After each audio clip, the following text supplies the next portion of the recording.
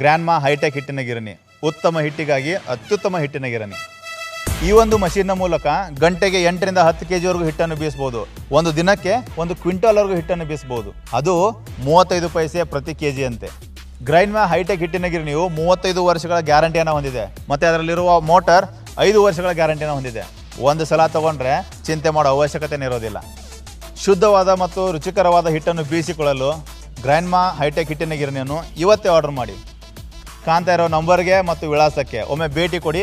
ನಿಮಗೆ ಇಷ್ಟವಾದ ಹಿಟ್ಟಿನ ಗಿರಣಿಯನ್ನು ಕೊಂಡೊಯ್ಯಿರಿ.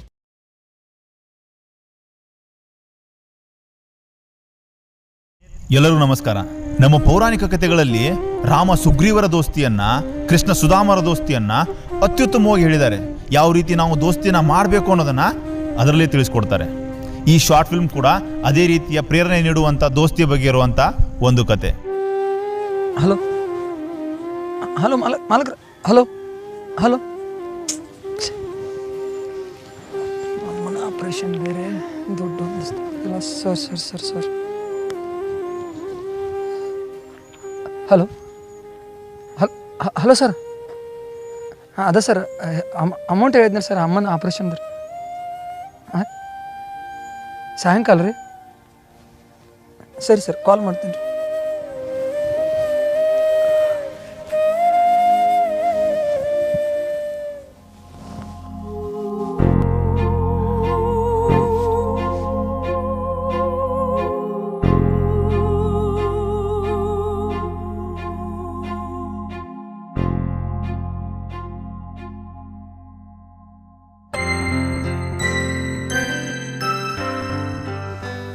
ಇವತ್ತು ನನ್ನ ಎಂಗೇಜ್ಮೆಂಟ್ ಐತಿ, ಮರತಿ?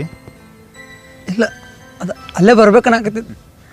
ನನ್ನ ಎಂಗೇಜ್ಮೆಂಟ್ ನಿಂತು ಓಡಾಡ್ತೀಯ ಅಂತ ಅಂದ್ಕೊಂಡಿದ್ದೆ, ಅಲ್ಲಿ ಗೆಸ್ಟ್ ಆಗಿ ಬರ್ತೀಯ ಅಂತಲ್ಲ. ಒಂದು ಸೆಕೆಂಡ್, ಡಾಕ್ಟ್ರ್ ಯಾಕೆ ಫೋನ್ ಹಚ್ಚಿದ್ರು? Hello hello. ಹಾಂ ಸರ್. ನಿಮ್ಮ ತಾಯಿಯವ್ರದ್ದು ಆಪ್ರೇಷನ್ ಆಗೈತಪ್ಪ, ಜನರಲ್ ವಾರ್ಡಿಗೆ ಶಿಫ್ಟ್ ಮಾಡತ್ತೀವಿ, ಸಂಜೆ ಬಂದುಬಿಡ್ರಿ. ಸರ್ ಅದ ಬಿಲ್ ಸರ್, ಬಿಲ್ ನೀ ಪೇ ಮಾಡಿದೆ? ಅಲ್ಲೋ ನಿನ್ನ ಎಂಗೇಜ್ಮೆಂಟ? ನನ್ನ ತಾಯಿ ಆಸ್ಪತ್ರೆ ಒಳಗೆ ಇರ್ಬೇಕಾದ್ರೆ ಎಂಗೇಜ್ಮೆಂಟ್ ಮಾಡ್ಕೊಳ್ಳೋಷ್ಟು ಕಟಕ ಅಲ್ಲೋ. ಈ ಪೌರಾಣಿಕ ಕಥೆಗಳನ್ನ ಹೇಳ್ಬೇಕಾದ್ರೆ ಕೃಷ್ಣ ಸುಧಾಮನ ಕಥೆಗಳು ಹೇಳ್ತಿದ್ರು. ಅವರಿಬ್ಬರು ದೋಸ್ತಿ ಬಗ್ಗೆ ಹೇಳ್ತಿದ್ರು. ಅದನ್ನು ಹೇಳ್ಬೇಕಾದ್ರೆ ಸುಧಾಮ ಕೃಷ್ಣನ ಸಹಾಯ ಕೇಳಿ ದ್ವಾರಕೆಗೆ ಹೋದಾಗ ಅವನ ವೈಭೋಗ, ಅವನ ಪ್ರೀತಿ, ಅವನ ಆತಿಥ್ಯವನ್ನು ನೋಡಿ ಯಾಕೆ ಬಂದಿದ್ದೇನೆ ಅನ್ನೋದೊಂದು ಮರೆತು ಸಹಾಯ ಕೇಳ್ದ ಹಂಗೆ ಹೊಟ್ಬಿಡ್ತಾನೆ. ಆದರೆ ಕೃಷ್ಣನ ಸ್ನೇಹ ಎಷ್ಟು ಗಾಢವಾಗಿತ್ತು ಅಂದ್ರೆ ಅವನ ಕಣ್ಣಲ್ಲಿ ಅವನ ನೋವನ್ನೆಲ್ಲ ಅರ್ಥ ಮಾಡಿಕೊಂಡು ವಾಪಸ್ ಅವನ ಮನೆಗೆ ಹೋಗಿ ಮುಟ್ಟೋಷ್ಟರಲ್ಲಿ ಅವ್ನಿಗೆ ಬೇಕಾದಂಥ ಎಲ್ಲ ಸಹಾಯವನ್ನು ಕೊಟ್ಟು ಕಳಿಸಿರ್ತಾನೆ. ಇಂಥ ನೀತಿ ಕಥೆಗಳನ್ನು, ಧರ್ಮ ಗ್ರಂಥಗಳನ್ನು ಓದಿ ಬೆಳೆದವರು. ಒಬ್ಬ ಸ್ನೇಹಿತನ ತ್ರಾಸ ಏನಂತೇಳಿ ಅವ್ನು ಹೇಳಿದ ಮೇಲೆ ತಿಳ್ಕೊಬೇಕಂತೇನಿಲ್ಲ. ಅವನ ಕಣ್ಣಾಗಿರುವಂಥ ನೋವು ಎಲ್ಲನೂ ತೋರಿಸ್ಬಿಡುತ್ತೆ.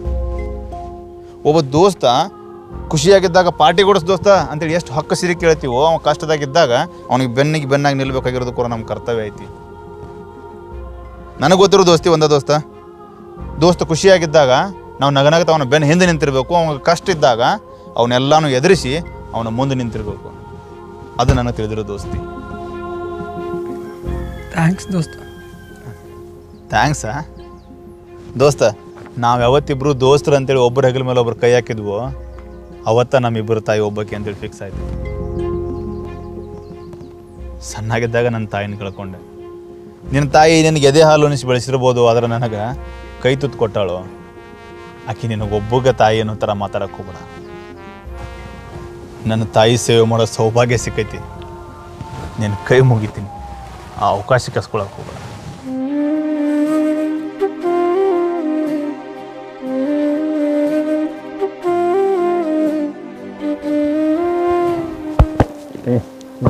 ಭಾಳ ಎಮೋಷ್ನಲ್ ಆಯಿತು ಮತ್ತು ಧಾರಾವಾಹಿಕ್ಕಿಂತ ಡೇಂಜರ್ ಆಗುತ್ತೆ. ನಿನಗೋಸ್ಕರ ಪ್ರಾಣ ಬೇಕಾದ್ರೂ ಕೊಡ್ತೀನಿ ನಾವು. ಯಪ್ಪ, ಪ್ರಾಣಗೇನ ಕೊಡೋದೇನು ಬೇಡ, ನಿನಗೆ 2 ಪಾರ್ಟಿ ಬ್ಯಾಲೆನ್ಸ್ ಅವು ಕೊಡ ಸಾಕು. ನಿನಕ ಹೆಚ್ಚಿಂದನು? ಹಾಂ, ಕಂಟಿನ್ಯೂ ದೋಸ್ತ್. ಅದ 2 ಪ್ಲೇಟ್ ಹಾಫ್ ಎಗ್ ರೈಸ್. ಮರತಿ ಅಷ್ಟೇ ಅಲ್ಲ, ಉಳ್ಳಾಗಡ್ಡಿ ಎಕ್ಸ್ಟ್ರಾ. ಮತ್ತು ನಿನ್ನ ಎಂಗೇಜ್ಮೆಂಟ್ ಏನಾಯಿತು? ಕ್ಯಾನ್ಸಲ್ ಆಯ್ತು, ಅಂದ್ರೆ ಪೋಸ್ಟ್ಪೋನ್ ಆಯ್ತು. ಅಮ್ಮನ ಜನರಲ್ ವಾರ್ಡ್ ಶಿಫ್ಟ್ ಮಾಡತ್ತಾರಲ್ಲ, ಶಿಫ್ಟ್ ಆಗಲಿ, ಅವ್ರು ಆರಾಮಾಗಲಿ. ಆಮೇಲೆ ಎಂಗೇಜ್ಮೆಂಟ್, ಮದುವೆ ಎಲ್ಲ ಆಗ್ತಾವೆ. ಯಾಕೆ ತಲೆ ಕೆಡಿಸ್ಕೋತಿ? ಬಾ ಬಾ ಬಾ.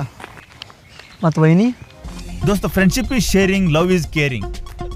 I am here, why are you worrying? ಆಕಿ ನನ್ನ ಸಲುವಾಗಿ ವೇಟ್ ಮಾಡ್ತಿರ್ತಾಳೆ. ಸ್ವಲ್ಪ ಹೋಗಿ ಸಮಾಧಾನ ಮಾಡಿ ಬರ್ತೀನಿ, ಬೇಜಾರಾಗಿರ್ತಾಳ. ನೀನು ಅಲ್ಲಿವರೆಗೂ ಹಾಸ್ಪಿಟಲ್ ಒಳಗಿರು, ಅಲ್ಲೇ ಬಂದು ಮೀಟ್ ಆಗ್ತೀನಿ, ಓಕೆನಾ? ಹಲೋ ಹಲೋ ಹಲೋ ಚಿನ್ನಮ್ಮ. ಓಹ್ ಸಿಟ್ಟಾಗಿ ಏನು ಮಾತಾಡಂಗಿಲ್ಲ. ಆಯಿತು, ನಾನು ಮಾತಾಡೋದಾದ್ರು ಕೇಳಿಸ್ಕೋ. ನಾವು ರೆಗ್ಯುಲರ್ ಆಗಿ ಮೀಟ್ ಆಗ್ತಿದ್ವಲ್ಲ, ಆ ಜಾಗಕ್ಕೆ ಬರತ್ತೀನಿ. 10 ಮಿನಿಟ್ಸ್ ಒಳಗೆ ಬರ್ತೀನಿ. 15 ಮಿನಿಟ್ಸ್ ವೇಟ್ ಮಾಡು. ಬರ್ತೀಯಲ್ಲ ಮತ್ತೆ? ಬರ್ತೀಯ ತಗೋ ನನ್ನ ಚಿನ್ನಮ್ಮ, ಬರದೇ ಇರ್ತೀಯ? ಆಯಿತು, ಅಲ್ಲೇ ಬರ್ತೀನಿ, ಮೀಟ್ ಆಗೋಣ. ಬಾ ಪ್ಲೀಸ್.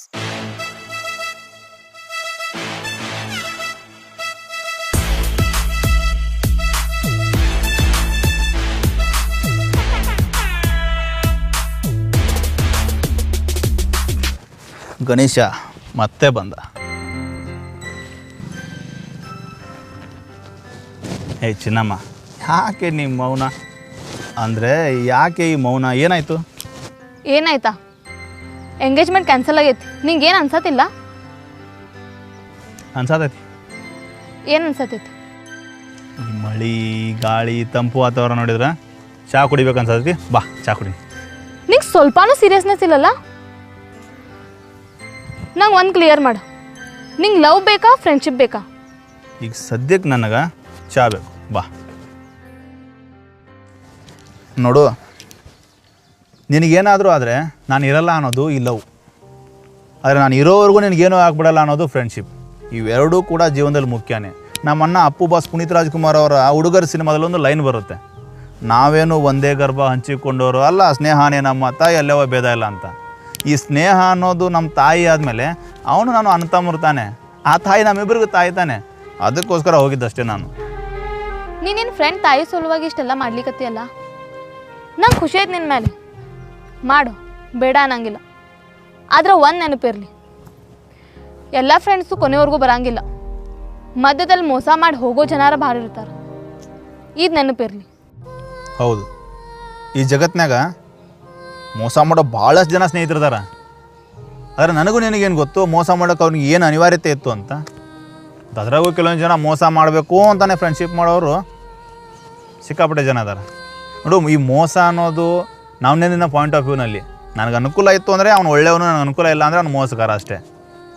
ಇಲ್ಲಿ ಒಳ್ಳೆಯ ಸ್ನೇಹಿತ ಕೆಟ್ಟ ಸ್ನೇಹಿತ ಅಂತ ಇರ್ಬೋದು ಹೊರತು ಈ ಸ್ನೇಹ ಅನ್ನೋದು ಒಳ್ಳೆಯದೇ. ಅದರಲ್ಲಿ ಕೆಟ್ಟದ್ದು ಕಲ್ಮಶ ಅನ್ನೋದು ಇರೋದಿಲ್ಲ. ಅದು ಮಾತ್ರ ನನಗೆ ಗೊತ್ತಿರೋದು.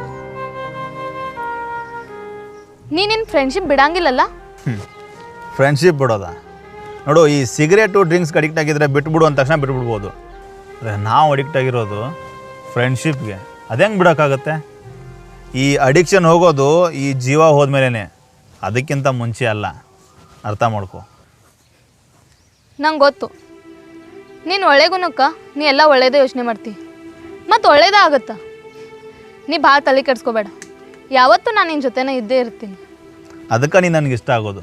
ನೋಡು, ಅಮ್ಮ ಆರಾಮಾಗಲಿ, ನಮ್ಮ ಎಂಗೇಜ್ಮೆಂಟ್ನ ಧೂಮ್ ಧಾಮಾಗಿ ಮಾಡ್ಕೊಳ್ಳೋಣ, ಏನು ಟೆನ್ಷನ್ ಇಲ್ಲ. ನೀ ಹೇಳಿದ ಮೇಲೆ ಮುಗೀತು. ಚಿನ್ನಮ್ಮ, ಈ ಜೀವನಕ್ಕೆ ನೀನೇ ಅಂತ ಯಾವತ್ತೂ ಫಿಕ್ಸ್ ಆಗಿಬಿಟ್ಟಿದ್ದೀನಿ. ಆದ್ರೆ ಈ ಜೀವಕ್ಕೆ ಫ್ರೆಂಡ್ಶಿಪ್ನ ಅವಶ್ಯಕತೆ ಭಾಳ ಐತಿ. ನೋಡು, ನಿನಗೆ ನಾನು ಏನೂ ಹೇಳಿಲ್ಲ, ಏನೂ ಕೊಟ್ಟಿಲ್ಲ, ಆದರೆ ಒಂದು ಮಾತು ಹೇಳ್ತೀನಿ, ಥ್ಯಾಂಕ್ಸ್ ನನ್ನ ಜೀವನದಲ್ಲಿರೋದಕ್ಕೆ. ಮತ್ತು ಇನ್ನೊಂದು, ಭಾಳ ಹರ್ಟ್ ಮಾಡಿದರೆ ನಿನ್ನ ಕಾಯಿಸಿದರೆ ಸಾರಿ. ಸಾರಿ ಎಲ್ಲ ಕೇಳಬೇಡ, ಹಾಸ್ಪಿಟಲ್ಗೆ ಹೊತ್ತಾಗತ್ತೆ.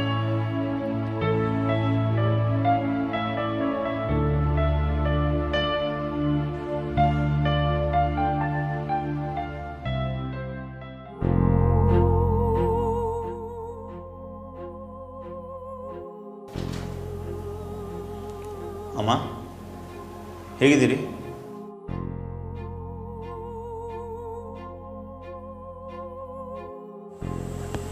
ಎಂಗೇಜ್ಮೆಂಟ್ ಏನಾಯ್ತು ಅಂತ ಕೇಳತ್ತಾರ.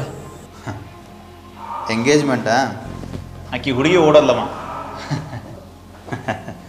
ನೀವು ಆರಾಮಾಗ್ರಮ್ಮ. ನೀವು ಆರಾಮಾಗಿ ಡಿಸ್ಚಾರ್ಜ್ ಆದಮೇಲೆ ಎಂಗೇಜ್ಮೆಂಟು ಆಗುತ್ತಾ, ಮದುವೆನೂ ಆಗುತ್ತಾ. ಯಾಕೆ ಟೆನ್ಷನ್? ನೀವು ಡಿಸ್ಚಾರ್ಜ್ ಆಗ್ರಿ ಮೊದಲು. ಅದಲ್ಲ, ಅಮ್ಮನ ಹಾಸ್ಪಿಟ್ಲಿಗೆ ಸೇರಿಸ್ಲಾರ್ದಷ್ಟು ದುಡ್ಡು ಖಾಲಿ ಮಾಡ್ಕೊಂಬಿಟ್ಯಾ.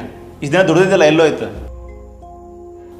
ನೋಡು, ಇಲ್ಲಿ ಕೊರೋನಾ ಪೇಷಂಟ್ ಉಳಿಬೇಕಂದ್ರೆ ಹಾಸ್ಪಿಟ್ಲೊಳಗೆ ಬೆಡ್ ಇರಬೇಕು, ಈ ದುನಿಯಾದೊಳಗೆ ಬದುಕಬೇಕಂದ್ರೆ ನಿನ್ನ ಕಿಶೆಯೊಳಗೆ ದುಡ್ಡು ಇರಬೇಕು. ಅವೆರಡು ಇರಲಿಲ್ಲ ಅಂದ್ರೆ ಏನೂ ಆಗಂಗಿಲ್ಲ, ಎಲ್ಲ ಖಾಲಿ ಮಾಡ್ಕೊಂಬಿಟ್ಯಾ.